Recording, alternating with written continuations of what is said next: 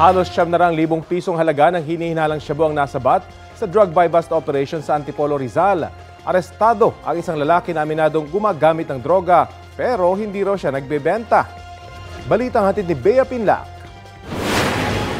Balik kulungan ang 28 anyos na lalaking ito. Ilang buwan lang nang makalaya siya matapos ang 8 taong pagkakakulong.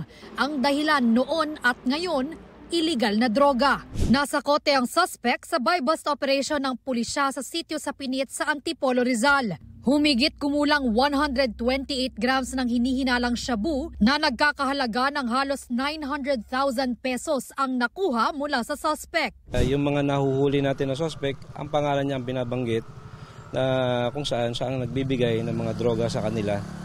Ayon sa pulisya, online nakikipag-usap ang suspect sa kanyang mga parokyano. Bukod sa umano'y shabu, nasamsam din mula sa suspect ang isang kargado at dilisensyadong baril. Doon pa rin po sa kanyang hanap buhay, doon po niya ito ginagamit. Siguro sa mga banta rin sa buhay niya. Giit naman ang suspect, gumagamit lang siya pero hindi nagbebenta ng illegal na droga.